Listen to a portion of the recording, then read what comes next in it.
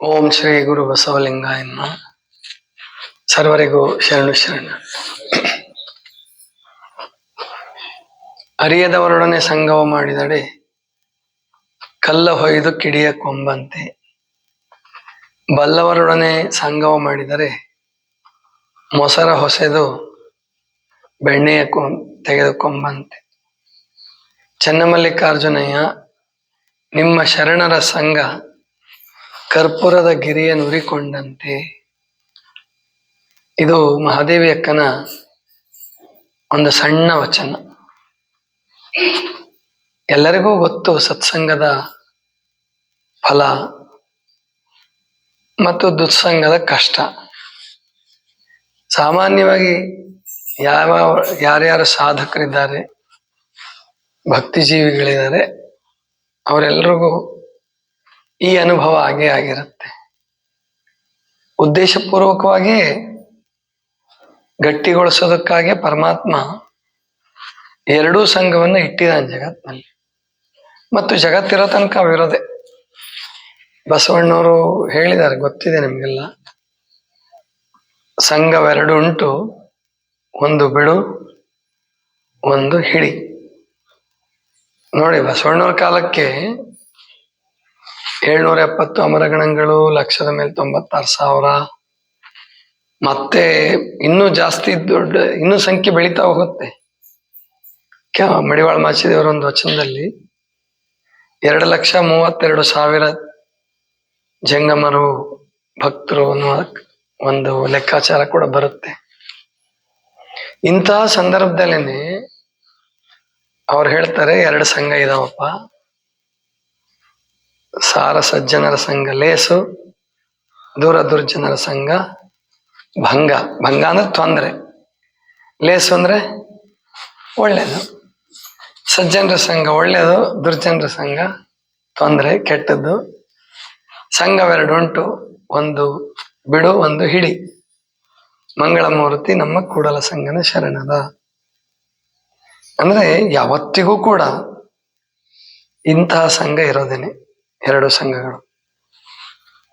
ಭಕ್ತನಾದವನು ತನ್ನ ಸುತ್ತ ಒಂದು ಒಳ್ಳೆಯ ಪರಿಸರವನ್ನು ನಿರ್ಮಾಣ ಮಾಡ್ಕೋಬೇಕು. ನೀವು ಆಶ್ರಮದಲ್ಲೇ ಇರ್ರಿ ಅಥವಾ ಮನೆಯಲ್ಲೇ ಇರ್ರಿ, ಎಲ್ಲಿದ್ರೂ ಕೂಡ ನಿಮಗೆ ಬೇಕಾದವರು ಇರ್ತಾರೆ, ಬೇಡವಾದವರು ಇರ್ತಾರೆ. ಸಮಾನ ಸ್ವಭಾವದವರು. ಸ್ನೇಹ ಅಂದ್ರೆ ಅದೇನೆ. ಸ್ನೇಹ ಅಂದ್ರೆ ಸಂಸ್ಕೃತದಲ್ಲಿ ಅಂಟು ಅಂತ ಅರ್ಥ. ತೆರಣಿಯ ಹುಳು ತನ್ನ ಸ್ನೇಹದಲ್ಲಿ ಮನೆಯ ಮಾಡಿ. ಮಹಾದೇವಕ್ಕಂದೊಂದು ವಚನ ಬರುತ್ತಲ್ಲ, ಕೇಳಿರ್ತೀರ ನೀವೆಲ್ಲ. ರೇಷ್ಮೆ ಹುಳು ಸ್ನೇಹದಲ್ಲಿ ಅಂದ ಕೂಡಲೇ ಒಲಿದು ಪ್ರೀತಿಯಿಂದ ಅಂತ ತಿಳ್ಕೊಂಡ್ಬಿಡ್ತಾರೆ. ತಪ್ಪದು. ಮಹಾದೇವಕ್ಕ ಎಂಥ ಜ್ಞಾನಿ, ವಿಜ್ಞಾನಿ ಮಹಾದೇವಕ್ಕ. ಜೊತೆಗೆ ದೊಡ್ಡ ತತ್ವಜ್ಞಾನಿ, ಸಾಹಿತಿ. ಆ ಸ್ನೇಹನ ಅಂಟು ಅನ್ನೋ ಅರ್ಥದಲ್ಲಿ ಯಾರು ಬಳಸಿಲ್ಲ ಅದನ್ನ, ಆದ್ರೆ ಮಹಾದೇವಕ್ಕೆ ಬಳಸ್ಯಾರೆ. ತೆರಣಿಯ ಹುಳು ತನ್ನ ಸ್ನೇಹದಲ್ಲಿ ಮನೆಯ ಮಾಡಿ. ತಾನೇ ಬಾಯಿಂದ ಬರ್ತಕ್ಕಂಥ ಅಂಟು, ಸ್ನೇಹ ಅಂದ್ರೆ ಅಂಟು ಅಂತ ಅರ್ಥ. ಅಂಟಿನಲ್ಲಿ ಮನೆಯ ಮಾಡಿ, ಗೂಡು ನೇಯ್ತೆ ಅದರೊಳಗಡೆ ಇರುತ್ತೆ. ತೆರಣಿಯ ಹುಳು ತನ್ನ ಸ್ನೇಹದಲ್ಲಿ ಮನೆಯ ಮಾಡಿ, ತನ್ನ ನೂಲು ತನ್ನ ಸುತ್ತಿ ಸಾವಾತೆರನಂತೆ. ಅಂದ್ರೆ ಅಲ್ಲಿ ಸ್ನೇಹ ಅಂದ್ರೆ ಅಂಟು ಅಂತ ಅರ್ಥ ಬಳಸಿದ್ದಾರೆ. ಹಾಗೆ ಫ್ರೆಂಡ್ಶಿಪ್ ಅಥವಾ ಸ್ನೇಹ ಅನ್ನುವಂಥದ್ದು ಅಂಟಿನಿಂದ ಉಂಟಾಗುವಂಥದ್ದು. ಅದು ಮಾನಸಿಕ ಅಂಟು. ಈ ಹುಳದ್ದು ದೈಹಿಕ ಅಂಟಾದ್ರೆ, ನಿಮ್ಮ ಸ್ನೇಹಿತರ ಜೊತೆ ಏನ್ ನಿಮಗೆ ಪ್ರೀತಿ ಬಾಂಧವ್ಯ ಬೆಳೆದಿರ್ತದಲ್ಲ, ಅದು ಮಾನಸಿಕ ಅಂಟು, ಭಾವನಾತ್ಮಕವಾದ ಅಂಟು. ಭಕ್ತಿ ಸಂಬಂಧ ಅಂತ ಬರುತ್ತೆ. ಅದು ನಿಜವಾಗಿ ವಿಚಾರ ಮಾಡ್ತಾ ನೋಡಿದ್ರೆ ಆ ಸ್ನೇಹಕ್ಕಿಂತ ಬಹಳ ಆಳವಾಗಿರುತ್ತೆ ಭಕ್ತಿ ಸಂಬಂಧ. ಅದು ತುಂಬಾ ಆಳ. ಅದಕ್ಕೆ ಭಾವದ ನಂಟು ಅಂತ ಹೇಳ್ಬೋದು. ಅದನ್ನ ಭಕ್ತಿಯ ನಂಟು, ಭಾವದ ನಂಟು, ಭಾವದ ಅಂಟು, ಅದೇ ಸ್ನೇಹ. ಸ್ನೇಹ ಅಂದ್ರೆ ಅಂಟು ಅಂತ ಅರ್ಥ. ಹಾಗೆ ಒಬ್ಬ ಭಕ್ತ ಅಥವಾ ಸಾಧಕ ತನ್ನ ಸುತ್ತ ಸಮಾನ ಸ್ವಭಾವದವರ ಜೊತೆ, ಸಮಾನ ಸ್ವಭಾವ ಇರ್ತಕ್ಕಂಥವನ್ನ ಬೆಳೆಸ್ಕೊಂತ ಹೋಗ್ತಾನೆ. ಅದರಲ್ಲೂ ಸಂಘ ಸಂಸ್ಥೆ ಮಾಡ್ಬೇಕಾದ್ರೆ ಇದು ಬಹಳ ಮುಖ್ಯ. ಈಗ ಮಹಾಮನೆ ನಿರ್ಮಾಣ ಆಗ್ಬೇಕಾದ್ರೆ, ಮಹಾಮನೆ ಕಟ್ಟಬೇಕಾದ್ರೆ ಯಾರೋ ಒಬ್ಬರಿಂದ ಸಾಧ್ಯ ಇಲ್ಲ. ನಾನು ಸುಮ್ಮನೆ ಇಲ್ಲಿ ನಿಂತಿರ್ಬಹುದಷ್ಟೇ, ಆದ್ರೆ ಎಲ್ಲರ ನಡುವೆ ಇರ್ತಕ್ಕಂತಹ ಪ್ರೀತಿ, ಸ್ನೇಹ, ಬಾಂಧವ್ಯ ಅದು ಮಾತ್ರ ಮಹಾಮನೆಯ ನಿರ್ಮಾಣಕ್ಕೆ ಗಟ್ಟಿಯಾದ ನೆಲೆಯನ್ನ, ಒಂದು ನೆಲಗಟ್ಟನ್ನು ಒದಗಿಸುತ್ತೆ. ಹಾಗೆ ಮನೆ ಕುಟುಂಬಗಳು ಕೂಡ ಅಷ್ಟೇ. ಗಂಡ ಹೆಂಡತಿಯಿಂದ ಪ್ರಾರಂಭ ಆದಂಥ ಕುಟುಂಬ, ಮಕ್ಕಳು, ಮೊಮ್ಮಕ್ಕಳು, ಅಥವಾ ಸಂಬಂಧಿಕರು, ನೆಂಟರು, ಇಷ್ಟರು, ಇವ್ರನ್ನೆಲ್ಲ ಕೂಡಿಸ್ಕೊಂಡು ಬೆಳೀತಾ ಬೆಳೀತಾ ಬೆಳೀತಾ ಹೋಗುತ್ತೆ. ಹಾಗೆ ದೇಶ, ಸರ್ಕಾರಗಳು ಕೂಡ ನಿರ್ಮಾಣ ಆಗ್ಬೇಕಾದ್ರೆ ಸಮಾನ ತತ್ವವನ್ನು ಮೆಚ್ಚತಕ್ಕಂಥ ಪಕ್ಷದವರು ಕುಡ್ಕೋಬೇಕಲ್ಲಿ. ಸ್ನೇಹ ಇದ್ರೆ ಮಾತ್ರ ಸಾಧ್ಯ. ಬರೇ ನಮ್ಮ ದೇಶದಲ್ಲಿ ಒಂದು 30 ವರ್ಷ ನಾವು ಚಿಕ್ಕವರಿದ್ದಾಗ ಬಹಳ ನೋವಾಗ್ತಿತ್ತು. ಅಂದ್ರೆ ರಾಜಕೀಯ ಗಮನಿಸ್ತಿದ್ದೆ ನಾನು, ಬಹಳ ನೋವಾಗದು. ಗಟ್ಟಿಮುಟ್ಟಾದ ಒಂದೇ ಪಕ್ಷದ ಸರ್ಕಾರ ಬರಲೇ ಇಲ್ಲ. 1989ರಿಂದ 2014ರವರೆಗೆ ಒಂದು ಪಕ್ಷದ ಆಡಳಿತ ಅಂತ ಇಲ್ವೇ ಇಲ್ಲ. ಸಮ್ಮಿಶ್ರಣ. ಅದು ಸ್ವಾರ್ಥಕ್ಕೋಸ್ಕರ ಸ್ನೇಹ ಮಾಡ್ಕೊಳ್ಳೋದು, ದೇಶಕ್ಕೋಸ್ಕರ ಅಲ್ಲ, ಭಕ್ತಿಗೋಸ್ಕರ ಅಲ್ಲ, ದೇಶಭಕ್ತಿಗೋಸ್ಕರ ಅಲ್ಲ. ತಮ್ದೇನೋ ಕೆಲಸ ಸಾಧಿಸ್ಕೊಳ್ಬೇಕು, ಏನೋ ಗಳಿಸ್ಕೋಬೇಕು, ತಮ್ದೇನೋ ಇಚ್ಛೆ ಈಡೇರಿಸ್ಕೋಬೇಕು ಸರ್ಕಾರದಿಂದ, ಅದಕ್ಕೆ ಕೂಡ್ಕೊಳ್ತಾ ಇದ್ರು. ಆದ್ರೆ 14ರಿಂದ ಇಲ್ಲಿವರೆಗೆ, ಈ ಸಾರಿನೂ ಸ್ವಲ್ಪ ಹಂಗೆ ಇದೆ. 24ರ ಚುನಾವಣೆಯಲ್ಲಿ ಸ್ವಲ್ಪ ಹಂಗಿದೆ, ಆದ್ರೂ ಪರವಾಗಿಲ್ಲ. ಡಿಸ್ಟರ್ಬ್ ಮಾಡೋರು ಯಾರು ಇಲ್ಲ, ಮಧ್ಯೆ ಯಾರು ತೊಂದರೆ ಮಾಡಲ್ಲ. ಅಂದ್ರೆ ರಾಜಕೀಯ ವ್ಯವಸ್ಥೆ ಚೆನ್ನಾಗಿರ್ಬೇಕಾದ್ರೂ ಕೂಡ ಒಂದೇ ತತ್ವದವರು, ಒಂದೇ ಸಮಾನ ಮನಸ್ಕರು ಕೂಡಿ ಗಟ್ಟಿಯಾಗಿ ನಿಂತರೆ ಮಾತ್ರ ಚೆನ್ನಾಗಾಗತ್ತೆ. ಹಾಗೆ ದೇಶ, ಭಾಷೆ, ಯಾವುದೇ ಸಂಘಟನೆಯನ್ನು ಮಾಡಿದರೂ ಕೂಡ ಅದು ಹೀಗೆ ಕೆಲಸ ಮಾಡಬೇಕು ಅಂದ್ರೆ ಅದು ಸ್ನೇಹ ಅನ್ನುವಂಥದ್ದು, ಬಾಂಧವ್ಯ ಅನ್ನುವಂಥದ್ದು ಬೇಕು. ಇಲ್ಲಿ ಶರಣರು ಅದಕ್ಕಾಗಿ ಹಾರೈಸಿದ್ರು, ಬಿಟ್ಟು ಬಂದ್ರು. ರಾಜ್ಯ ಬಿಟ್ಟು ಬಂದ್ರು, ಕೋಶ ಬಿಟ್ಟು ಬಂದ್ರು, ಸಂಪತ್ತು ಬಿಟ್ಟು ಬಂದ್ರು, ಅಣ್ಣ ತಮ್ಮಂದ್ರನ್ನ, ಗಂಡ ಹೆಂಡತಿಯನ್ನ, ಹೆಂಡತಿ ಗಂಡನನ್ನ ಬಿಟ್ಟು ಬಂದ್ರು. ಬಿಟ್ಟು ಬಂದು ಅನುಭವ ಮಂಟಪದಲ್ಲೆಲ್ಲ ಸೇರ್ಕೊಂಡ್ರು. ಸುಮಾರು 27 ವರ್ಷಗಳ ಕಾಲ ಆನಂದ. 27, 30, 36 ವರ್ಷಗಳ ಕಾಲ ಬಸವಣ್ಣನವರಿಗಾಗಿ ಹುಡ್ಕೊಂಡು ಬಂದ್ರು. ಬಸವಣ್ಣವ್ರಿಗೆ ಯುದ್ಧ ಮಾಡ್ಸಕ್ ಟೈಮೇ ಇರಲಿಲ್ಲ, ಯುದ್ಧ ಮಾಡ್ಲೇ ಇಲ್ಲ. 36 ವರ್ಷ ಕಲ್ಯಾಣದಾಗಿದ್ರು ಕೂಡ ಬಿಜ್ಜಳನು ಯುದ್ಧ ಮಾಡಲಿಲ್ಲ. ಬಸವಣ್ಣವ್ರ ಮಾತು ಕೇಳ್ತಿದ್ದ. ಹಾಗಾಗಿ ಅವರು ಯುದ್ಧದ ಕಡೆನೇ ಗಮನ ಹರಿಸ್ಲಿಲ್ಲ. ಅದು ಕರ್ನಾಟಕದ ಇತಿಹಾಸದಲ್ಲಿ ಬಹಳ ಮುಖ್ಯವಾದಂತಹ ಘಟ್ಟ ಅದು. ಆದ್ರೆ ದುರ್ದೈವ, ಪುರಾಣಕಾರರು ಏನೇನ್ ಬರೆದ್ರು, ಕಲ್ಪಿಸ್ಕೊಂಡು ಬರೆದ್ರು, ಏನೋ ಬರೆದ್ರು, ಇತಿಹಾಸಕಾರರು ಆ ಕಡೆ ಗಮನನೇ ಕೊಡಕ್ ಹೋಗ್ಲಿಲ್ಲ. ಶಾಲಾ ಪಠ್ಯಗಳಿಗೆ ಪುರಾಣಗಳನ್ನ ಯಾರು ಇಡೋದಿಲ್ಲ. ಅಲ್ಲಿ ಇತಿಹಾಸವನ್ನು ಮಾಡ್ತಾರ, ಯಾರು ಬರ್ದಿರ್ತಾರೋ ಅದು ಒಂದು ಪಠ್ಯ ಪುಸ್ತಕ ಸಮಿತಿ ಅಂತ ಇರ್ತದೆ, ಅವ್ರು ಬರ್ದಿದ್ದನ್ನು ಸ್ವಲ್ಪ ಕೂಡಿಸಿ ಇಡ್ತಾರೆ ಇವರು. ಅದರಿಂದ ಹೆಚ್ಚಿನ ಪ್ರಯೋಜನ ಗೊತ್ತಾಗಲ್ಲ, ಹೆಚ್ಚಿನ ತಿಳುವಳಿಕೆ ಆಗಲ್ಲ.